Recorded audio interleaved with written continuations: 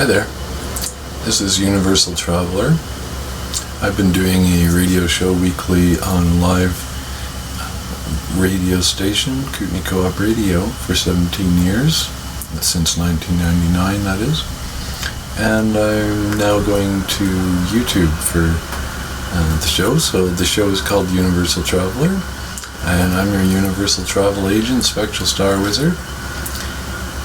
Basically, on this show, we look at the Astro-Climate and tune into some remedies and things that we can apply in the Astro-Climate. Now, what is Astro-Climate? Astro-Climate basically is the cycles and dynamics of natural movements that happen on macro levels, solar systemic and galactic. So basically it's the weather that the Earth is experiencing, and we of course are part of the biosphere of the Earth and therefore are also soaking in these vibratory processes and dynamics that again are very natural, very orderly, and very cyclic. So we will see emphasis and de-emphasis of different parts of the greater whole, just like cycles or seasons, we might say. Seasons are a good example of natural cycles. We will see multiple forms of seasons. So basically we're looking at the vibrational processes on a macro field level in order to apply it in our lives. So it's very important while we're looking at collective dynamics to recognize and discern where we are most serving, what is most appropriate for us as individuals within these collective dynamics that we're all a part of. So discerning for ourselves, and largely it boils down to timing. We're synchronizing with natural cycles. We're not changing what we're doing per se. We're aligning what we're doing with the momentum of natural cycles, because the energy of natural cycles is beyond measure. We can have phenomenal wind at our back or be pushing against phenomenal wind, for example. So it's extremely important to be aware of these things, absolutely beyond description in my experience. So I always like to start out the show by pointing out that it's very good to tune into our higher consciousness, basically taking some deep belly breaths and focusing your attention or your point of focus of consciousness in the heart. This is where we are balanced. We're accessing the vertical and the horizontal. I like to say we're accessing the axis. We're tuning into our higher consciousness. We're tuning into the unified field of awareness. We're going beyond our organic brain processing unit and tuning into our spiritual center that simply downloads information, we might say, from the universal field of awareness. And we can then go about applying these things as our superconscious informs our conscious mind, again, of timing and individual alignments.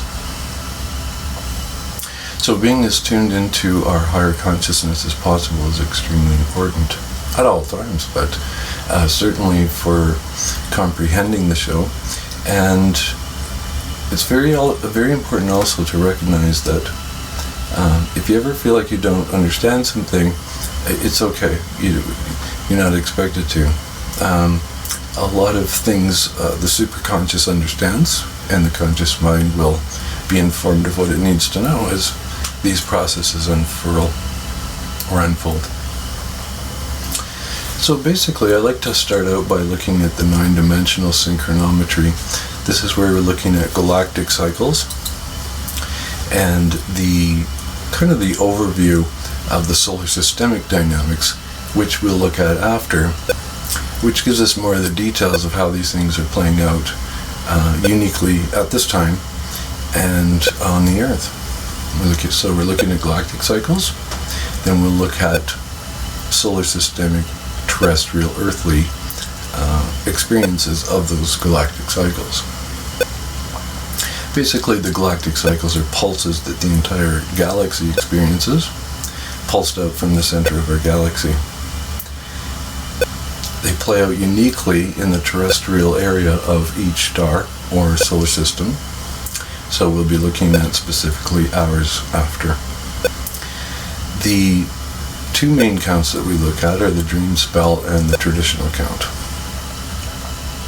In the dream spell count, we have the galactic monkey, 11-8, and this is in the seed cycle. The galactic monkey is about harmonizing for personal experience and personal performance to express our magical individuality. And the seed cycle, which is a 13-day process, again of galactic nature, is about seeding awareness and targeting and ripening information. So we tune into the information and then we go about applying it. It's kind of like a seed has all of the information that it needs genetically, and then it's largely about gardening, landscaping, giving that potential everything it needs, or as much that we can as possible in the present conditions. So targeting awareness and ripening fruition of potential.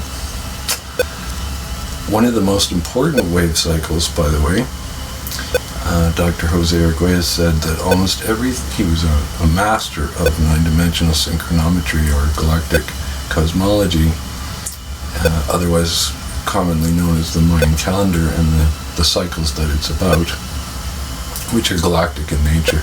They're navigated on Earth for Earth, but they are measuring galactic cycles, which is what we're doing here on the show. He was saying that almost all the most important things that came to him intuitively, etc., came during the seed cycle, which is totally affirmative of what the seed cycle is about. It's about downloading information, natural processes, which is what we're tuning into, which is our fullest potential. We're tuning into energetic dynamics on macro field levels. The momentum and power is inconceivable. So again, when the wind is at our back, the outcomes are positively maximized. In stark contrast, and most things are somewhere in between. Accordingly, we'd be facing the wind, pushing against the wind, and experiencing stress and troubles. So we're maximizing our awareness in order to maximize our potential. What is the weather on an astro-cosmological level? Okay, so the traditional count cycle of nine-dimensional synchronometry, which is again more definition there, we're looking at synchronizing with the geometry of 9 octaves or dimensions of frequencies. And these are the frequencies of causality. The third octave or density is the third dimension. We're looking at the 9 dimensions, inclusive of the third dimension. So we're looking at 9 octaves of frequencies of causality and applying it in the third dimension. Our intuitive faculties are tuned into the fourth density and beyond, and basically what is called the sixth senses. The 5 senses are basically tuned to the frequencies of the third dimension. Our intuitive faculties, or higher consciousness, are fourth octave and beyond, so the sixth senses. Ultimately, the sixth senses access unlimited frequencies, vibrations. It's a matter of how well we tune in and how well we interpret what we're intuiting. So, in the traditional count, we have just started a new cycle, the Tone 1 Chikchan, which means, in English Dream Spell translation, is the magnetic serpent. And this cycle is about tuning into Earth Kundalini and Cosmic Kundalini. So we're working with life force, understanding the purpose of energy and life force, what is the most beneficial expressions of life force, because that is where we will be in as much harmony with nature as possible. Again, we're tuning into things in their ideal. Sometimes I will mention things in their worst case scenario, so that we have a full spectrum, full range, understanding as much as possible the entire playing field. Quite often things will express somewhere in between the extremes. The extremes just simply point out the entire field. The 9-dimensional frequencies are most of the entire field. It's what's most applicable here on Earth.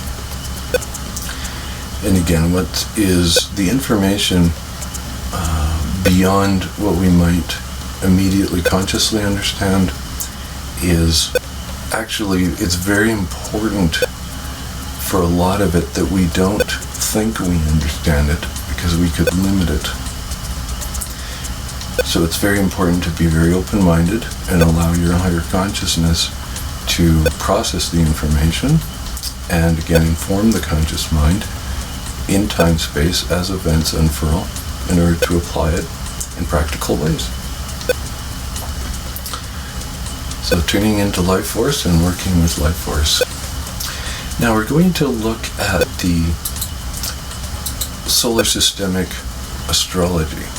Now this is where we look at what I like to call the ACER, the Astro-Cosmologically Based Evolutionary Weather Report for the times. Now we're looking at how these galactic pulses that envelop through the entire galaxy, pulsed from the core of our galaxy, ultimately stemming from the source of all that is, how it's unfolding in our solar system and on the Earth for application here on Earth as human beings, spiritual beings who are experiencing the physical world of Earth through our organic spacesuits. And yeah, good reminder there is that the mind is an organic processing unit. Consciousness itself is way beyond the mind's capabilities. The mind is a third-dimensional construct, as is the body. Consciousness is a multi-dimensional construct beyond construction. It's not limited by form, time, or space. The mental processes are accordingly due to the processes of the mind. This is why it's so important to recognize that we have a super consciousness and unity consciousness that's tuned to all things everywhere, all information. And a conscious mind is what we're accessing, the processes and the ability to process things at certain rates, which is ruled by the planet Mercury, which I'll be speaking about in a few moments. So I'm going to look at the key processes that are going on. I like to look at these things on a weekly level. I'll look at bigger picture. Without the big picture, nothing else will make sense.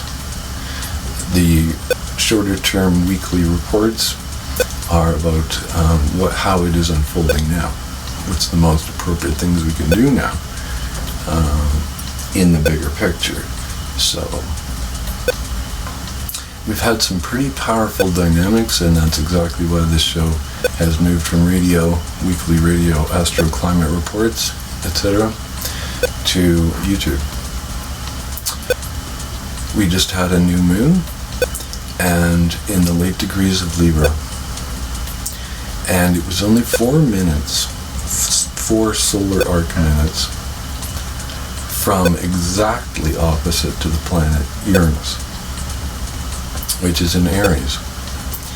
And this is where the frequencies are extremely high. Energetic frequencies are extremely high. There's a lot of openings, a lot more potential, a lot of unexpected change. Sometimes it's not unexpected. A lot of change is more accurate. And it's because when the frequency is higher, things move more easily. Things that are outmoded fall away more easily. Things that are more appropriate integrate more easily. Things things move more easily in general. On the one hand, and again I'm going to look at some extreme for contrasting, for the contrast, to understand the contrast and to recognize what point do we want to be in between. What is the harmonic ratio, beneficial combinations with these extreme contrasts. On the high side, we integrate more positive things. Change is really positive, sometimes more immediately. On the far other end of the spectrum, accidents, problems, things change more easily. So things shift more easily.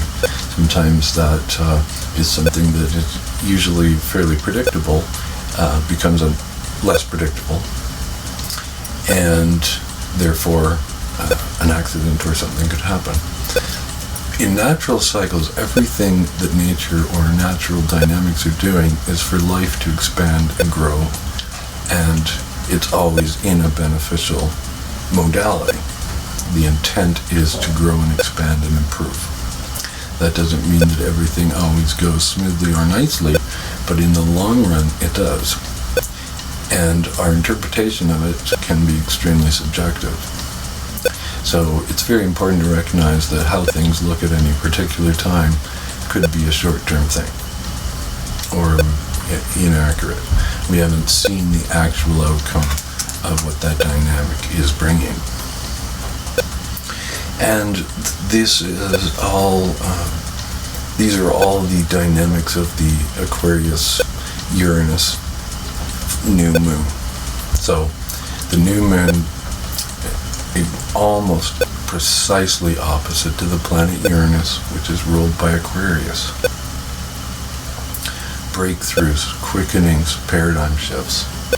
Now the reason this is more important than usual, and one of the strongest dynamics I've ever seen,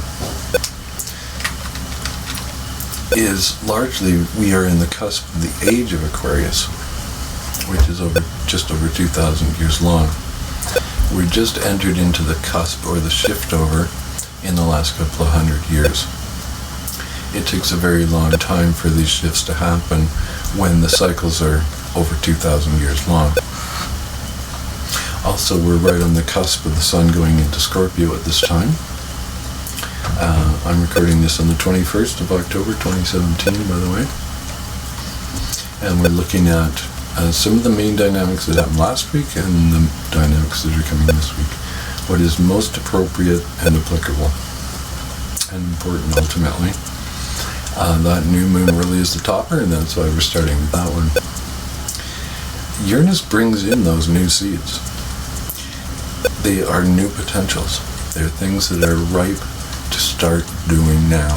We get the seed, we have to plant it, we have to nurture it, we have to garden, we have to steward. We have to target, we have to plan, we have to organize. We basically make the conditions as appropriate as possible.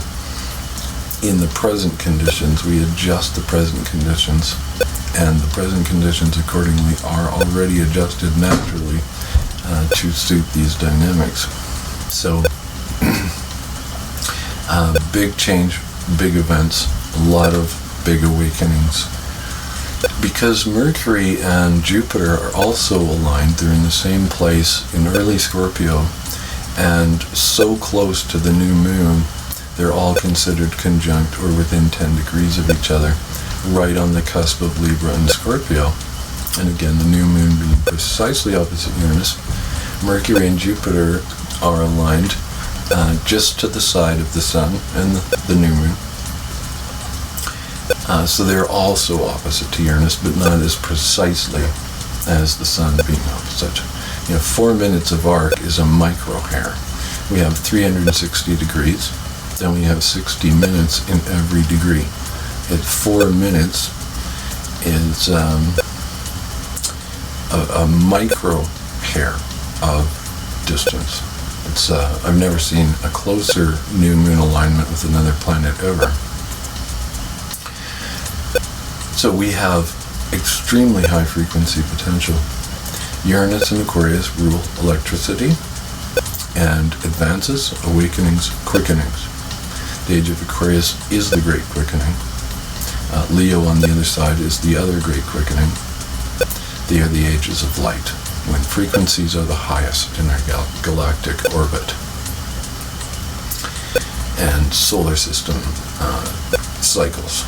We're looking at solar cycles beyond the Earth, and inclusive of the Earth, when we're talking about great cycles.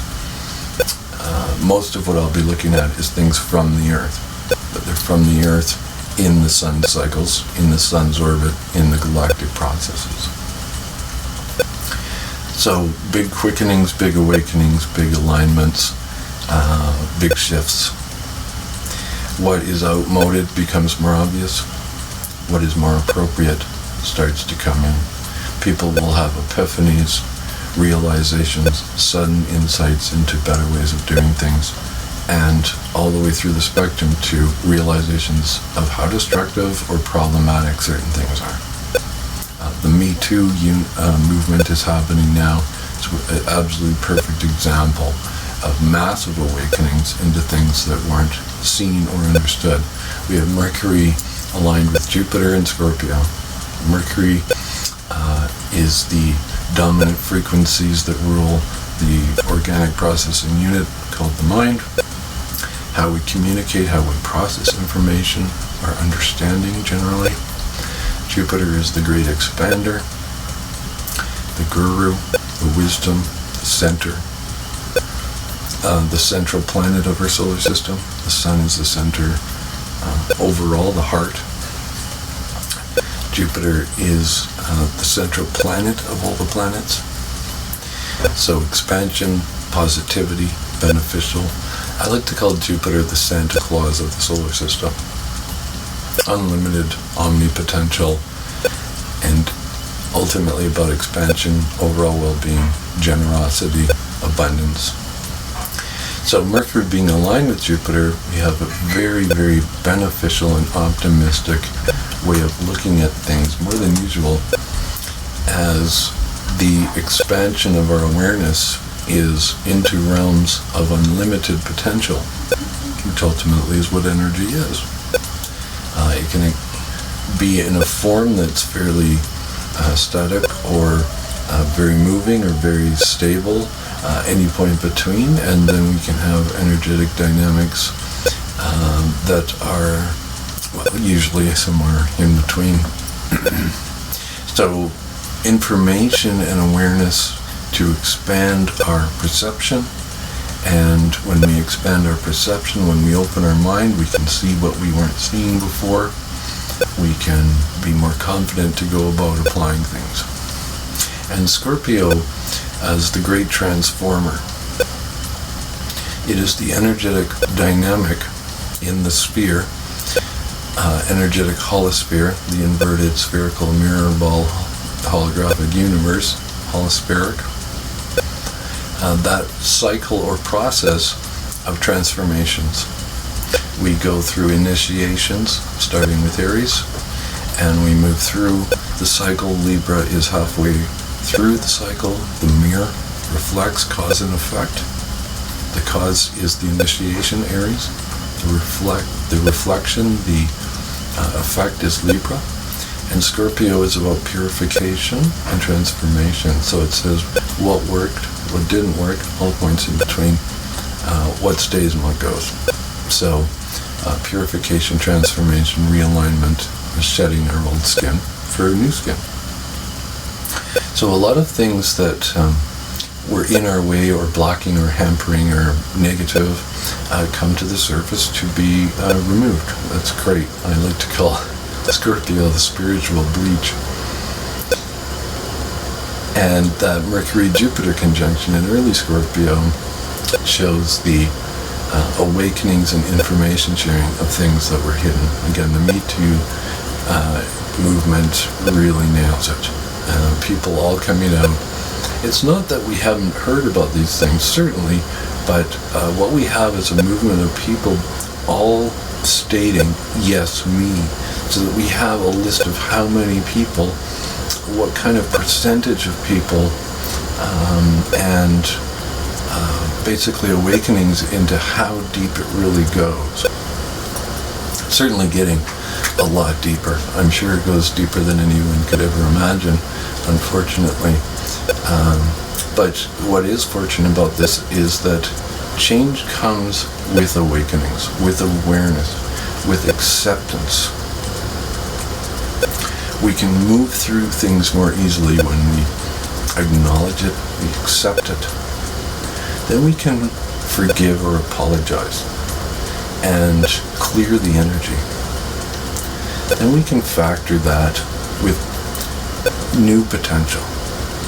When we have compassion and empathy,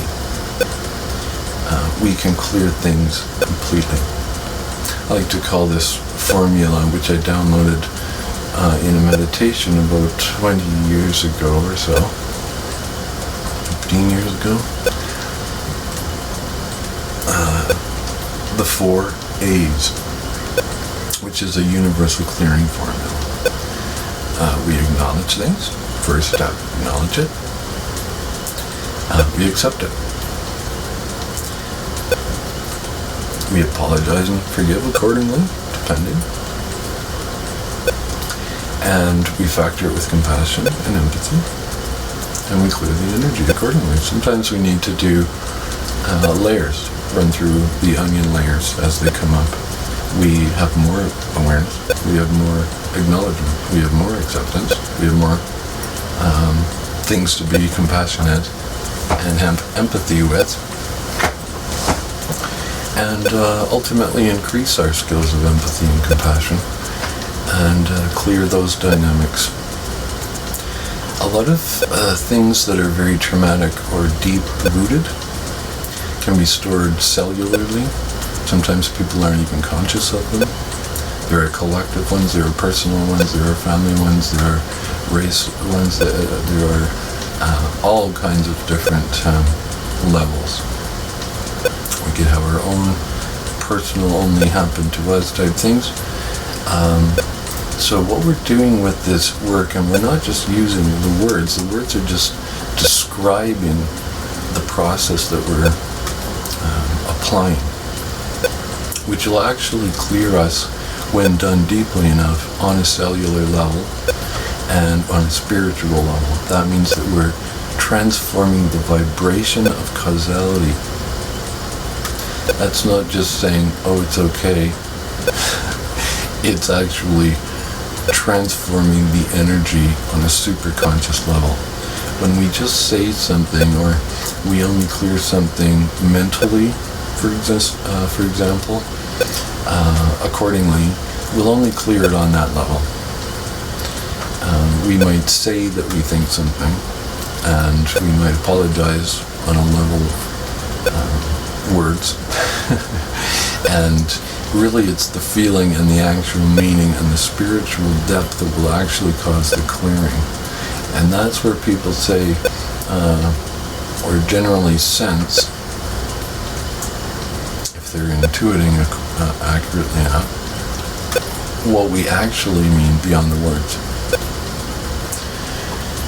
This all relating to the Mercury, Jupiter, Uranus, new moon opposition, all 4 Mercury, Jupiter, Sun and Moon opposite to Uranus, massive awakenings and communication of these awakenings.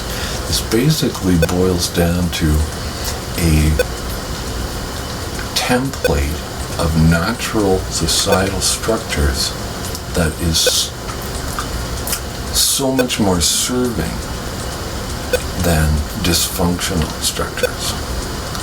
Like to say the dog-eat-dog world or mindset has bitten its own tail off, and basically it's back to dog serving dog, by analogy, by example, by metaphor.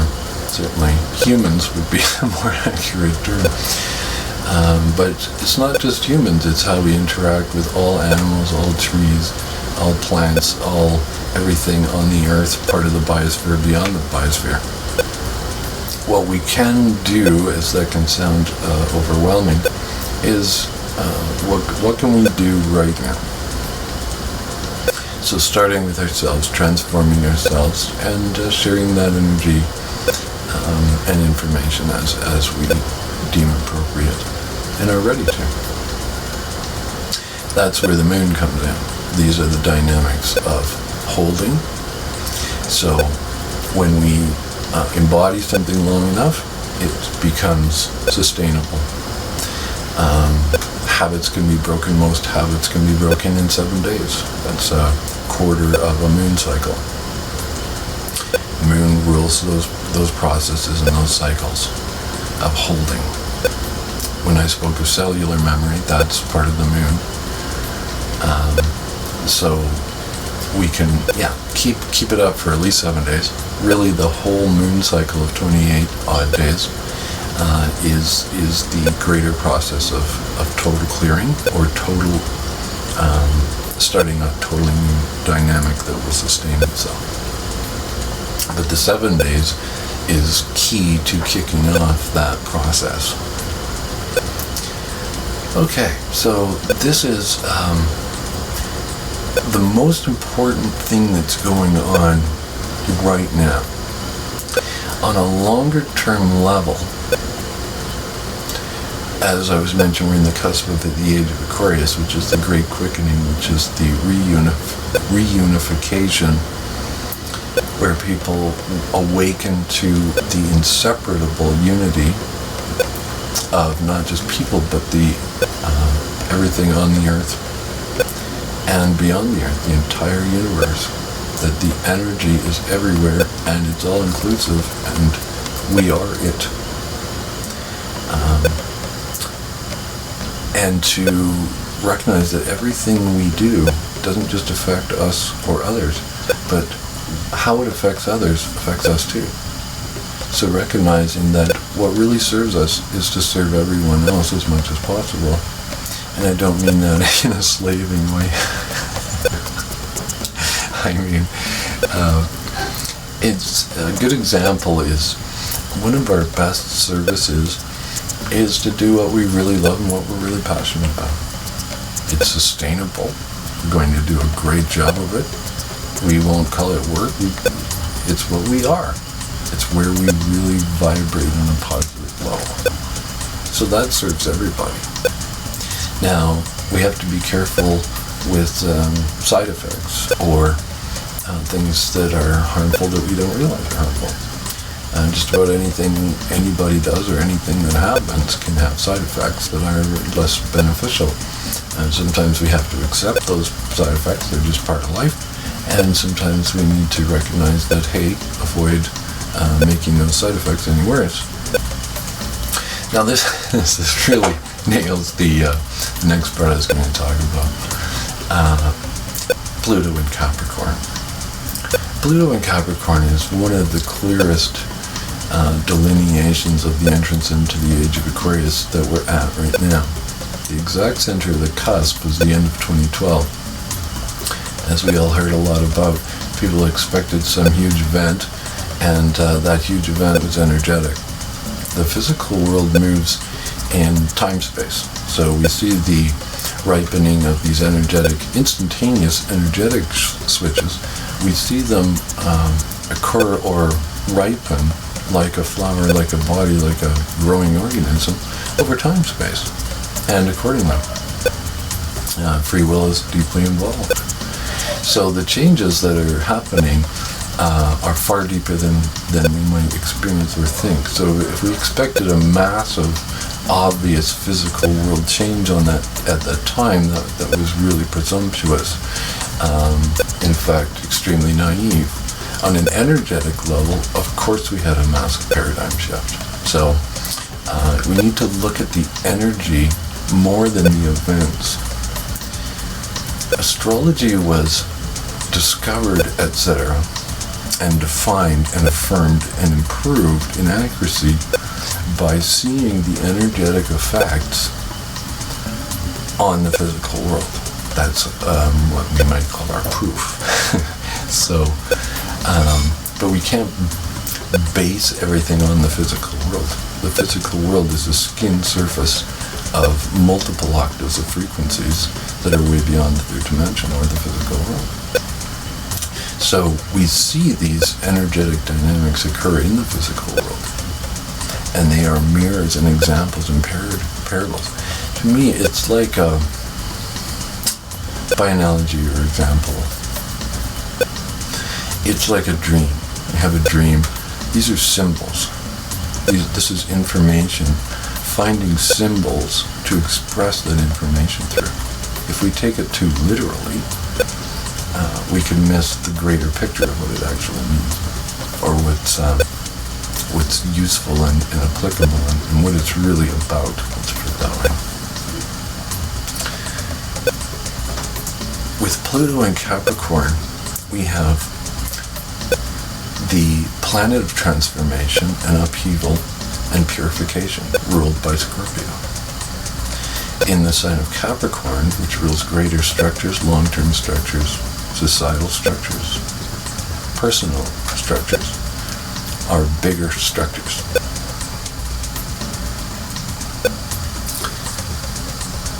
Systems, large systems. So Pluto in Capricorn is about purification of greater systems, is about taking the greater power and applying it more appropriately, which means that sometimes we will find things that could be done a lot better, and other things we're doing great, it's fine. Most things are some point in between.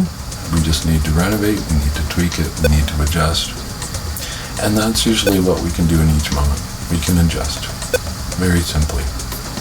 And the cumulative effect of everybody adjusting consistently is where we will see paradigm shifts for the better. Pluto is right in the middle of Capricorn now, so it's halfway through this process, just over halfway. The first half is where we really see what needs to change, and the second half is where we really see it changing. So we will certainly see massive changes going on. And the other major sign of the cusp of the age of Aquarius is the other outer planets, Uranus and Neptune. Uranus ruled by Aquarius, entered Aries right when the Fukushima event happened, almost to the day, pretty much to the day. It's a fairly slow-moving planet, and the processes are fairly slow, but it's pretty much right to the day. Uranus ruling uranium, radioactivity, high-frequency energy. Going from Pisces, the ocean, to Aries, catalyzation and fire. We had a fire in a nuclear reactor due to a tsunami of water, ocean. Couldn't be more descriptive. Now, Uranus, or uranium, in its core elemental form, is an essential growth factor. It's essential. It's essential to growth and movement. In a nuclear reactor, we have other things added.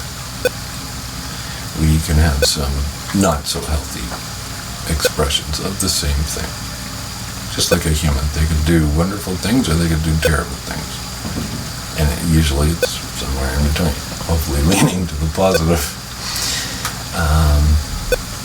And that's always a good check-in. Am I leaning to the positive more than the negative on anything? Because that will be the dominant effect.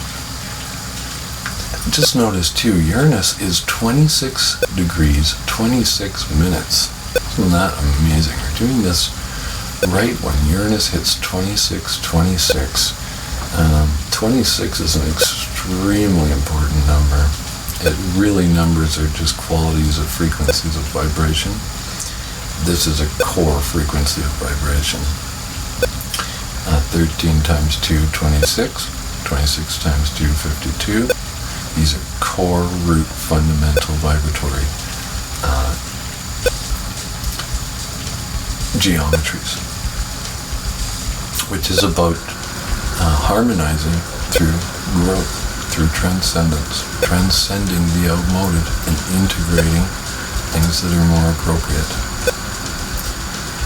So we also have Neptune in Pisces. Neptune is ruled by Pisces. Neptune being in its own sign at the end of the age of Pisces. Neptune being in Pisces, its own sign, at the end of the age of Pisces. It is the final purification and the culmination of the Piscean age, great waters of clearing. Aquarius is about starting something new from the clearing.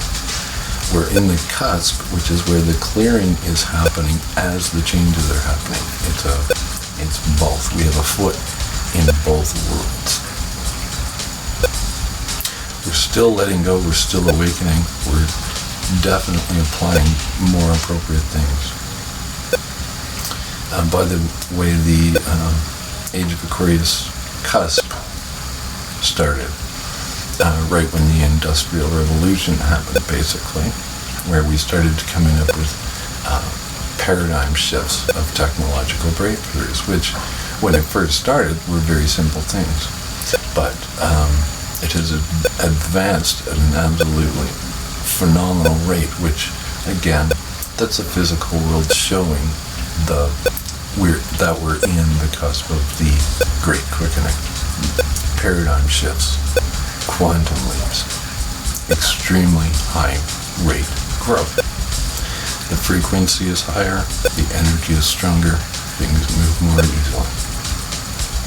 So we want to move things more easily in beneficial ways, obviously. Things can fall apart more easily. Better things can come in more easily. Usually we have breakdowns for breakthroughs. It's very common in nature. Something will only break down if there is something better. And it's usually the vibration of something better that breaks down the outmoded thing. Pluto and Capricorn, again, better structures. Better ideas, better plans, better ways of doing things, and the outmoded will fall away. As Buckminster Fuller put it, never fight a system, simply create a better system, and the outmoded system will fall away. So focusing on better ways of doing things rather than being in arguments. The challenge is when we bring in new things, sometimes people will argue. They might have some really good points. It's very important to, rather than to argue, to look at all the things that we need to consider. We need to transition gently enough that we don't cause more problems in our transition, for example. So sometimes things can move more slowly than we think, or than we think they are, or that they should. More common. It should have changed. Everything should have changed on the 21st of December 2012. I thought this was all going to happen in one day. Yeah, right?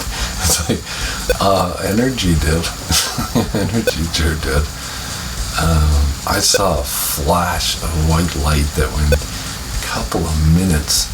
Can't remember now exactly. It was 5 years ago. But what an intense blast of pure white light energy. I was like, there you go. Right through the planet, through all the whole solar system. Is absolutely phenomenal. Now we see these transformations from that energy occur in space-time. The universe, let's say, is intelligent enough, let's say, to move things at a rate they can handle. Sometimes we might feel like we're being pushed too fast or that we're going too slow. That's very subjective interpretation usually. It's also very common that we are moving too slow. We could move a lot faster. Nature's way ahead of us. People can be stubborn, or they don't understand, or they're clinging to old systems. So in the bigger picture, though, we will see that the collective is moving as one. While some people might be holding back to the outmoded things, other people are full on moving into the more appropriate things, and both will counterbalance each other and in the universal principle of expansion and contraction, they will basically create a dynamic of appropriate timing. So we need to neither procrastinate nor rush in a panic, but to rather synchronize with these natural cycles. And this is one of the reasons why astroclimatology is so important, because it shows us the natural timing. So we're not going too fast or too slow. And again, according to how well we interpret it or can apply it in the physical world in our conditions. So transformations of collective structures, how we share resources, Pluto and Capricorn, how we share resources, how we structure personally and societally and globally.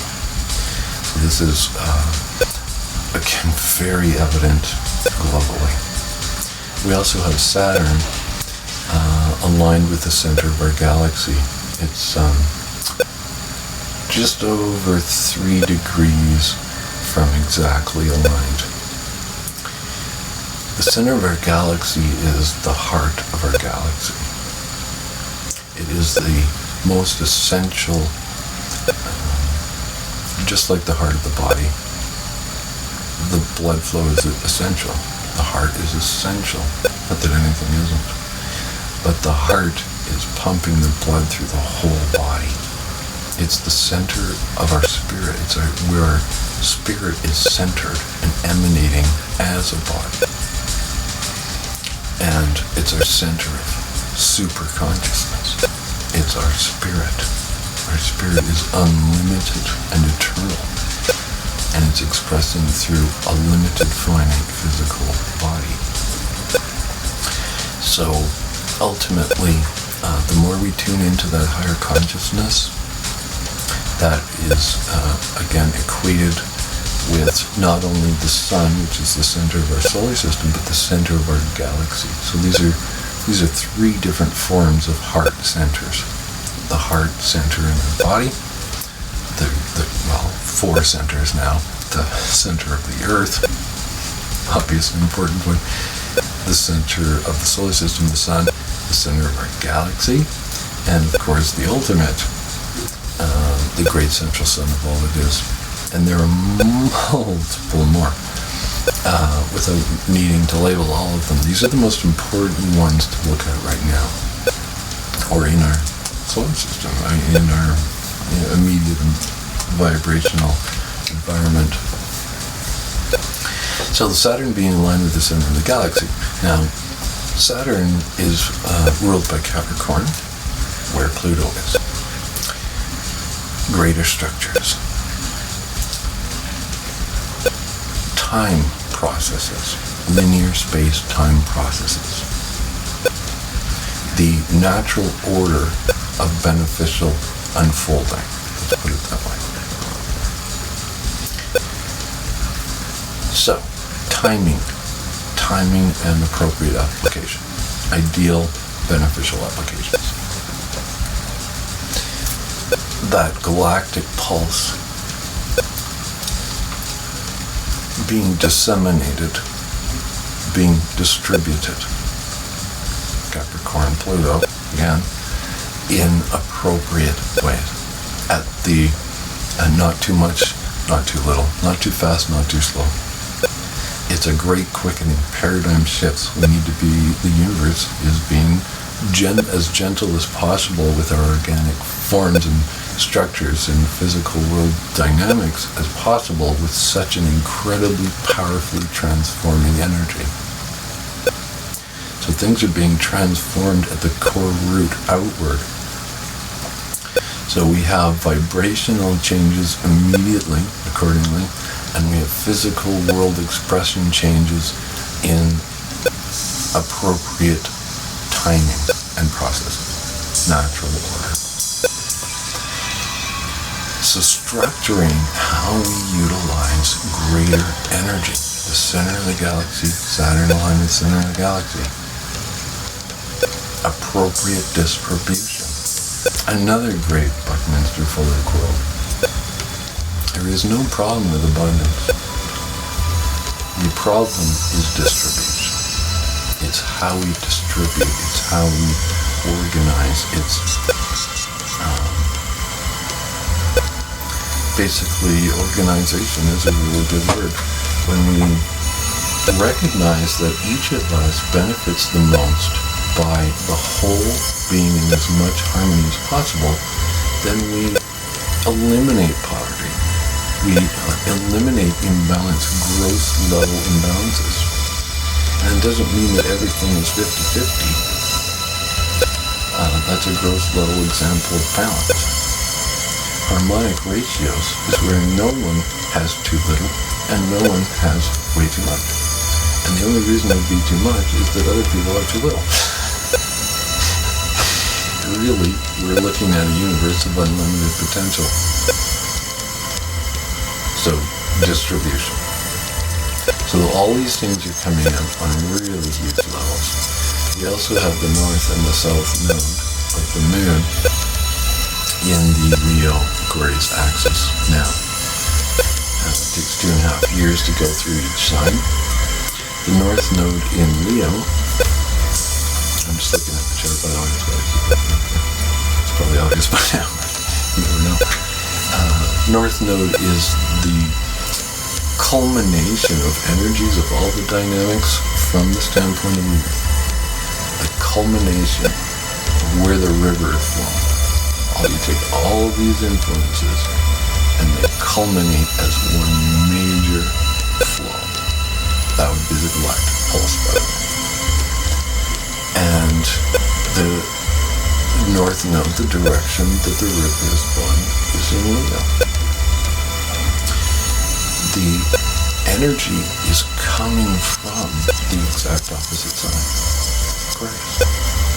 So we're taking the diversity and all the different expressions and the wholeness of diversity and directing it into a powerful, redirecting it into a powerful, almost like a laser beam, Leo, which rules the sun. A laser beam of superpower.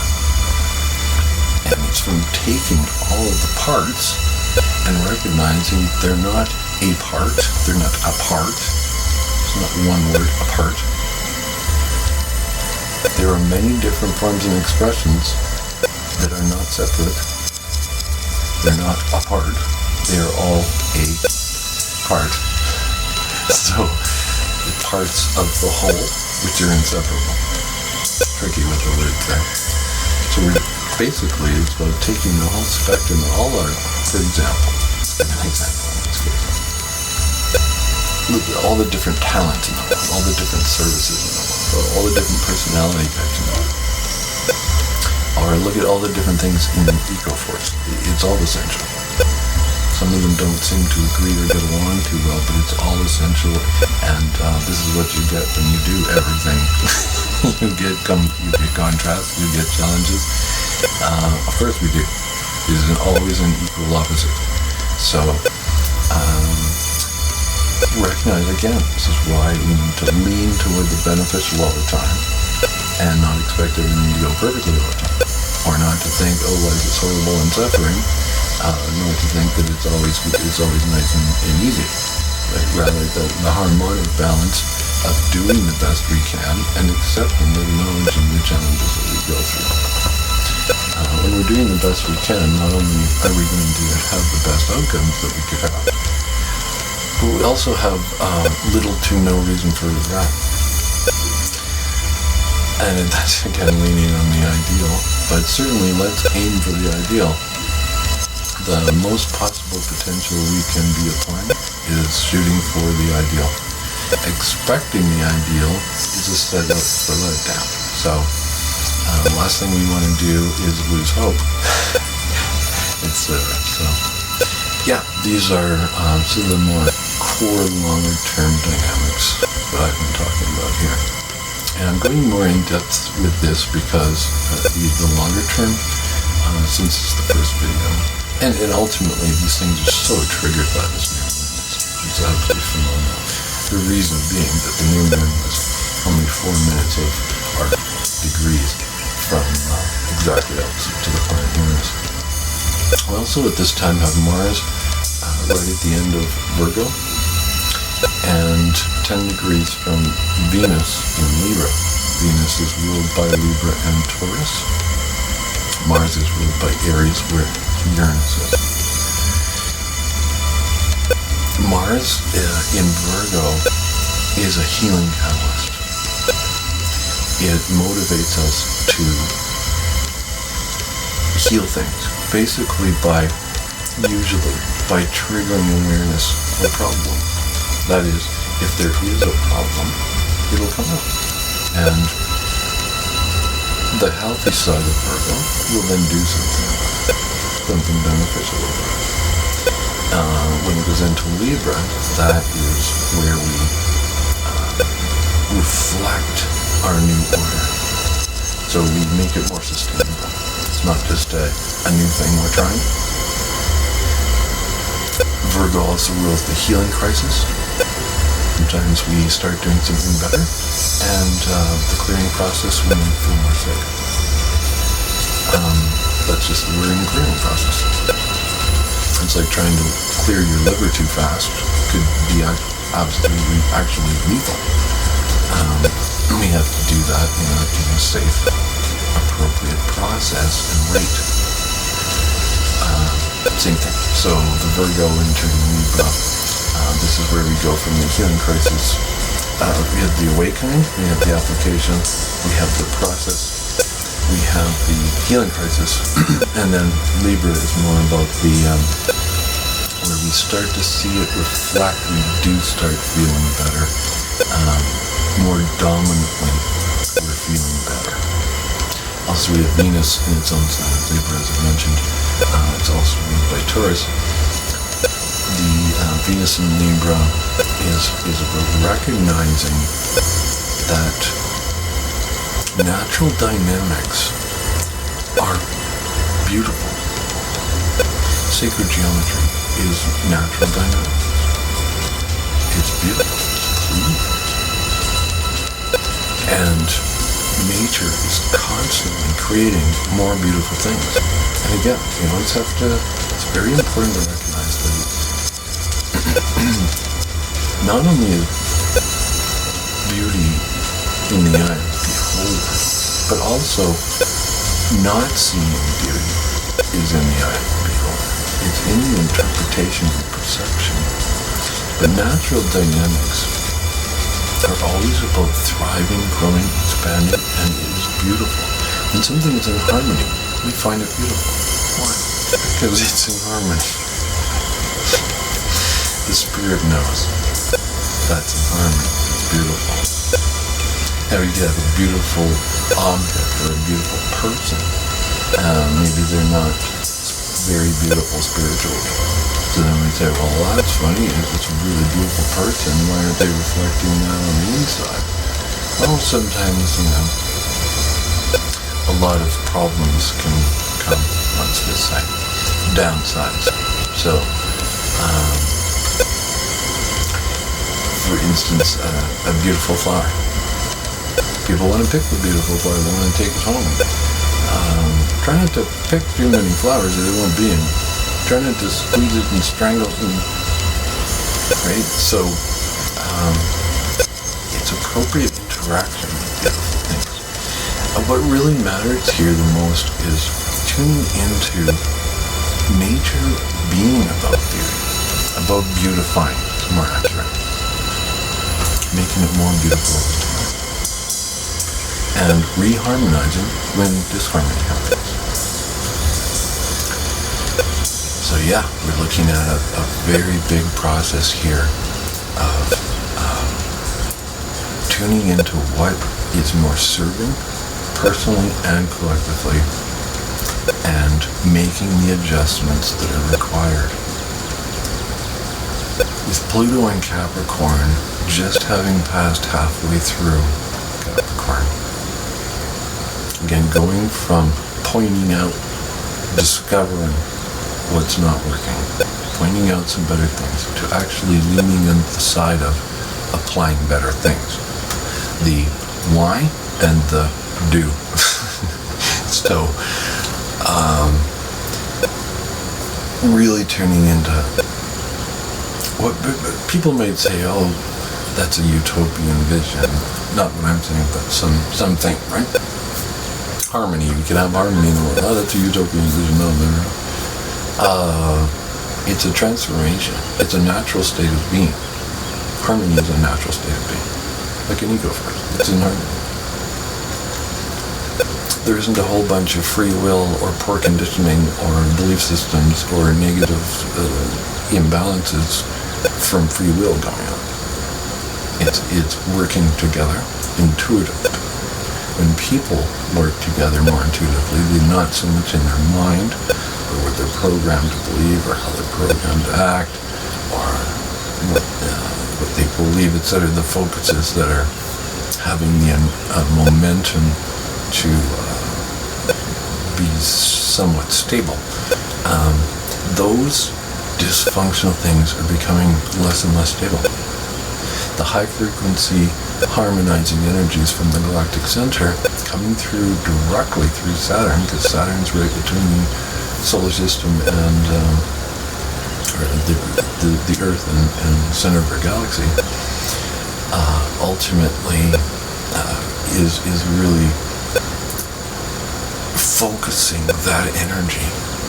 So we have this huge purification of Pluto and Saturn and Capricorn, and we have this huge focusing of powerful healing energy coming from the center of the galaxy focused through Saturn.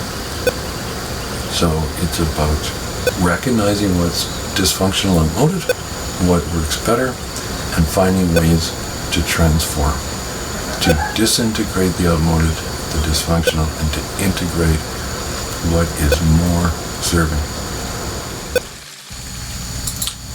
Okay, so let's look at what's going on this week. We have Mars entering Libra on Sunday the 22nd of October 2017. So it's mentioning Mars going into Libra, Sun entering Scorpio on the same day, emphasizing those power. The emphasis is more on the power of transformation. Again, things come up to come out. Spiritual bleach, good, let's get it out. Not resisting things that are uncomfortable, but working with them and accepting them. We can change something by accepting it and working with it. We can hamper something by not accepting it and not working with it. Grow with the flow. Mercury is trining Neptune exactly on Monday the 24th. This helps us to really be more intuitive and more accurate in our intuitive faculties and interpretations. It's more like we have more powerful intuition and ability to interpret it more accurately. Very important to go beyond the mind, beyond thinking, beyond subjective opinions as much as possible in order to interpret that information as accurately as possible. So intuition building and building stronger and stronger during the week.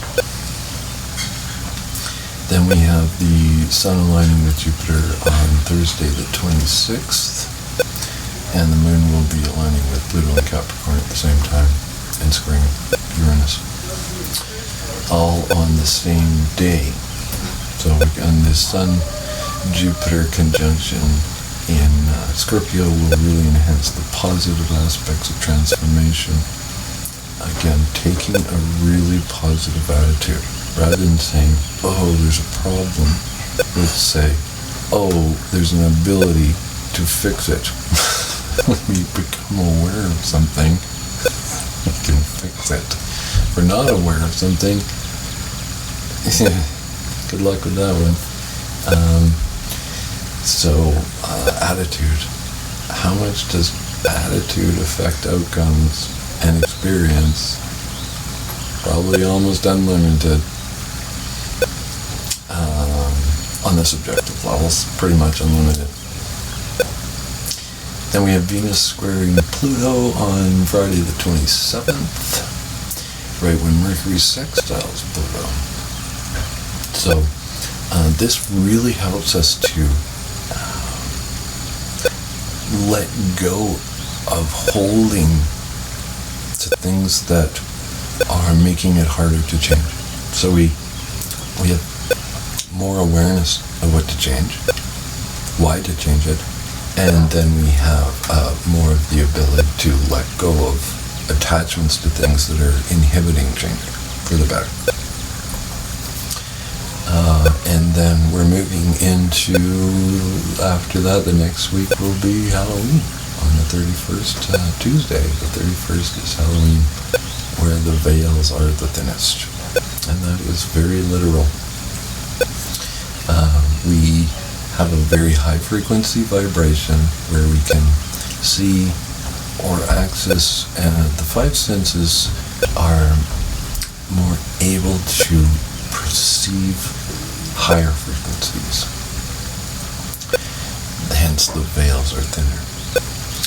And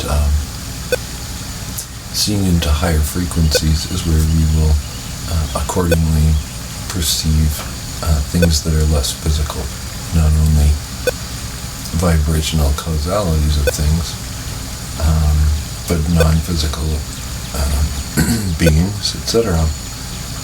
Hence the whole thing of ghosts and all of this, which are just disembodied spirits, ultimately, as an overview, without doing an entire workshop on it.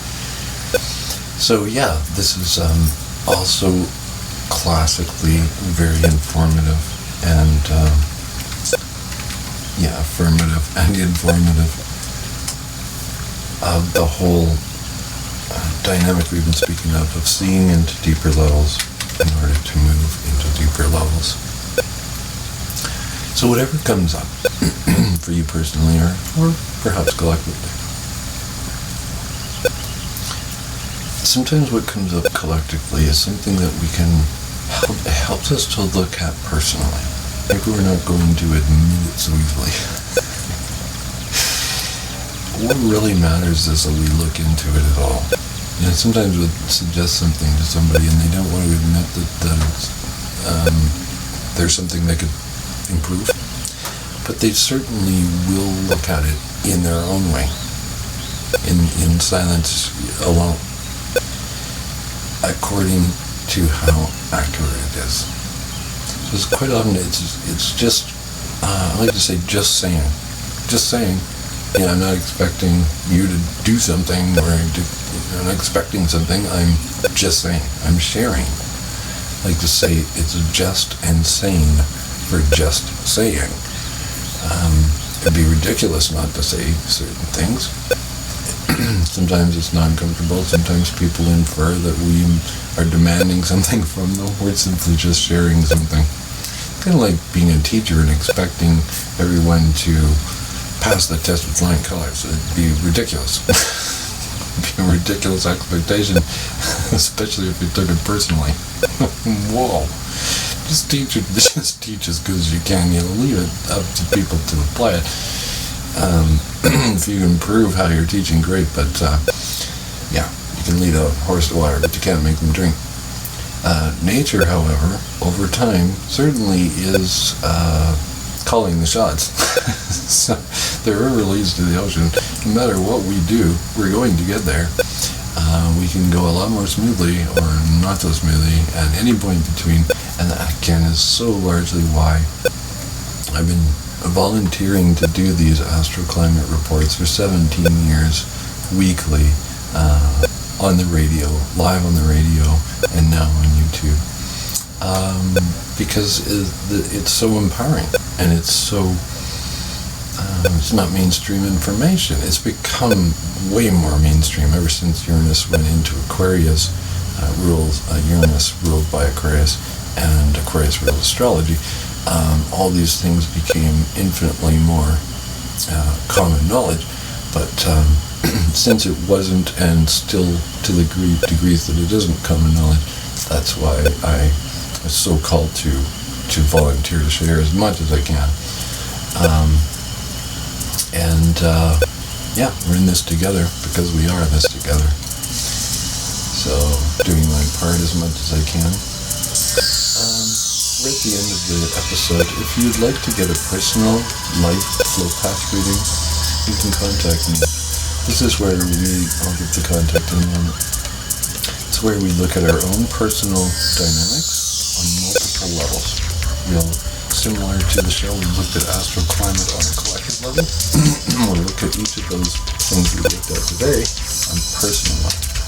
Our own personal galactic cosmology, the 9-dimensional synchronometry, the beginning of the show.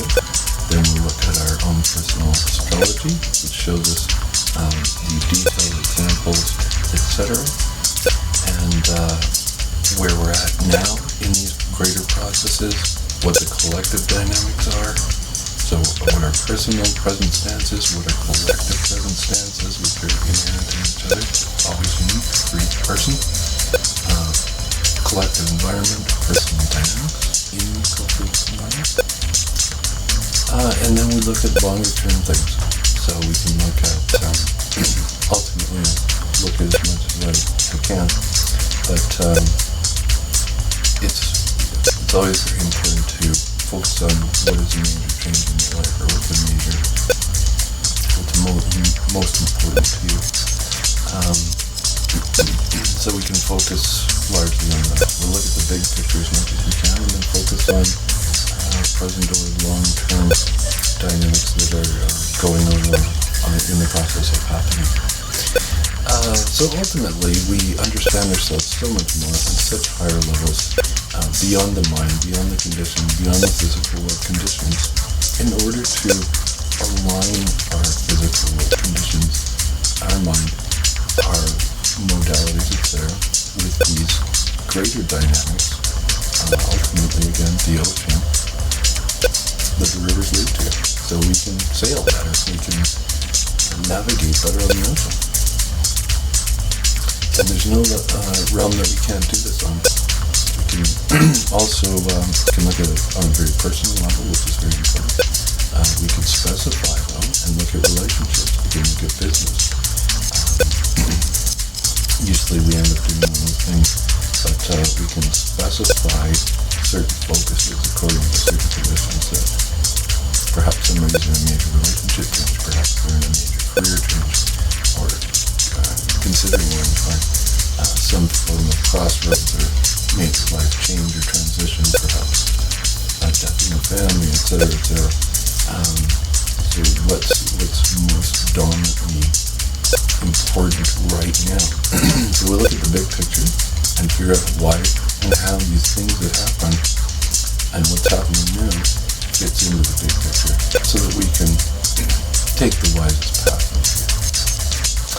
So thanks for listening. You can contact me at universaltraveler11 at gmail.com. universaltraveler11 at gmail.com. Please subscribe to the YouTube channel. Then you get updates when posts come up. And you can hear it while it's still fresh.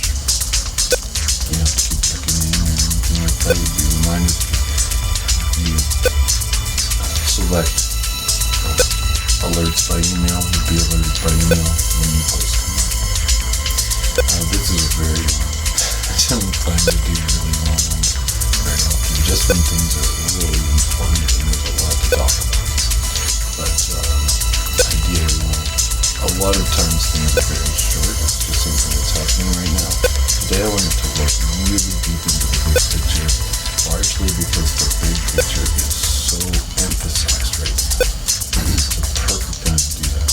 Other times, it's not that involved. Especially once we've looked at the really big picture, like the cusp of the age of Aquarius, unifying our diversities into harmony. What a big picture summary.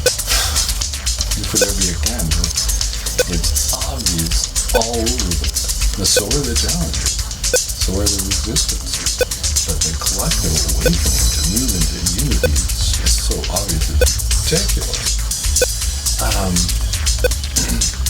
Let's say it's ridiculous. Anyway, so you can contact me at Universal Traveler at universaltraveler11@gmail.com or universaltraveler@cjly.net. That's still active. That was my radio show email. Everyone is fine, they're both active. Thanks for listening, and peace prevail on earth. Yes, when we allow it. Namaste in the Kesh time and know yourself. Let's work together as well as we can. Lots of love.